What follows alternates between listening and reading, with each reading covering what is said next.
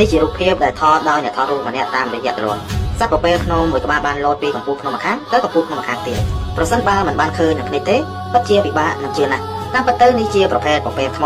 ឬពពែភ្នំមួយយ៉ាងដែលរស់នៅលើផ្ទាំងចោតនៃភ្នំពោះពោះក៏ពេលដែលពួកវាជួបប្រទះនឹងភូមិសាស្ត្របែបនេះពួកវាតែងតែលោតរំលងតែម្ដងដោយសារតែការដើរលើភូមិសាស្ត្របែបនេះអស់រយៈពេលយ៉ាងយូរពពែភ្នំបានស្ទាត់ជំនាញក្នុងការហោះហើរនិងដើរលើជញ្ជាំងថ្មយ៉ាងអស្ចារ្យពួកវាថែមទាំងអាចរត់លឿននៅលើផ្ទាំងថ្មមើលទៅហាក់ដូចជាចោតខ្លាំងទៀតផងការស្វែងរកចំណីនៅលើនោះជារៀងរាល់ថ្ងៃគឺជារឿងធម្មតាទៅហើយសម្រាប់ពួកវាស្រទាប់ជាតិស្នែងដែលនៅលើបាតជើងរបស់វាអាចតោងជាប់យ៉ាងណែនទៅក្នុងចន្លោះប្រហោងថ្មតូចៗកម្រិតមីលីម៉ែត្រនេះធ្វើឲ្យពួកវាអាចដើរដោយសុវត្ថិភាពនៅលើទីតាំងមើលទៅហាក់ដូចជាផ្លូវតច្រកនិងគ្រោះថ្នាក់បំផុតនៅពេលដែលជួបប្រទះនឹងសត្វសាហាវឬអ្នកប្រមាញ់ពពែភ្នំនឹងនាំខ្លួនវាទៅច្រកនៅក្នុងប្រហោងនៃផ្ទាំងថ្មចោតដែលគូសត្រូវ